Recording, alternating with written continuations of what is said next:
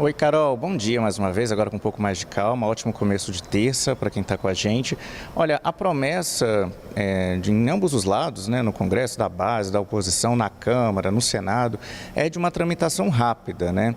O Congresso brasileiro, ele tem o papel de ratificar, ou seja, confirmar internamente esse acordo que foi assinado pelo governo brasileiro com a representação da União Europeia. O Congresso Nacional não teria o poder de alterar os termos do acordo, porque isso obrigaria um início de uma nova rodada de negociações, né? O texto foi assinado entre os países, entre as partes, da forma como chegou ao Congresso, depois de, como a gente vem falando, né, mais de 25 anos de negociações.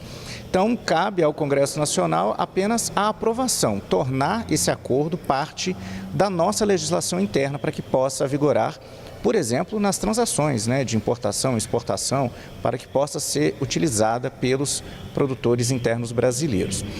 E é isso que explicou, inclusive, o relator dessa proposta no Congresso Nacional, o deputado federal Arlindo Quinaglia, ele que também é, Carol, o presidente da representação brasileira no Parlasul, o parlamento do Mercosul, né, que reúne representantes dos legislativos dos países que formam o Mercosul.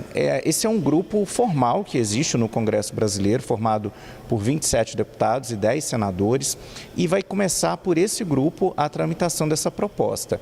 Ontem a gente teve a apresentação do relatório, né, ou seja, do parecer do relator do deputado Arlindo Quinaglia, orientando pela aprovação, né, do texto, dizendo que não vendo nenhum problema ali que o Congresso ratifique a questão, e ele apresentou esse relatório, inclusive ontem, para líderes partidários. Ontem a gente teve a reunião de líderes comandada pelo presidente da Câmara, Hugo Motta, né, na residência oficial da presidência da Câmara dos Deputados, e lá foi um dos assuntos tratados. Então, hoje a representação brasileira no Parlasul se reúne aqui em Brasília, no Congresso Nacional, os deputados e senadores que formam esse grupo, para votar internamente esse parecer de Arlindo Quinaglia.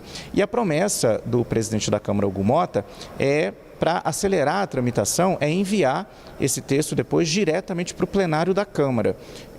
Até haveria a possibilidade de que o texto passasse por comissões temáticas da Casa, como a Comissão de Comércio Exterior, enfim.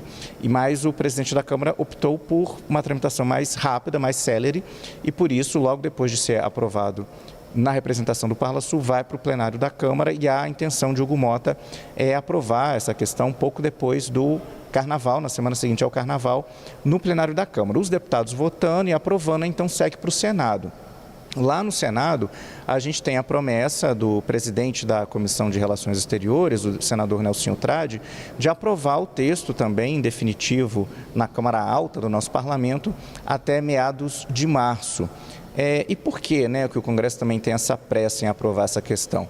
Primeiro porque os parlamentares consideram que é uma questão importante para a economia brasileira, que vai favorecer o comércio brasileiro internacional e os produtores locais, né, sobretudo do agronegócio. Então, há toda uma expectativa para aprovação interna desse acordo que foi assinado no dia 17 de janeiro, mas é também uma tentativa do Brasil, Carol, como você disse, de tentar pressionar os países europeus a também dar início à implementação do acordo, né?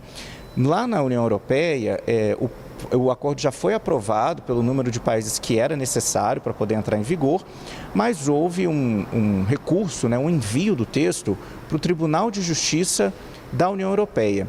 Essa análise pode demorar um tempo, né, enquanto não for concluída, poderia atrasar o início do acordo, mas há um entendimento dentro da própria União Europeia que o acordo poderia começar a ser implementado mesmo antes desse tribunal terminar essa análise. Só que para isso, um dos países do lado de cá precisa ratificar o acordo, e é isso que o Brasil tenta fazer.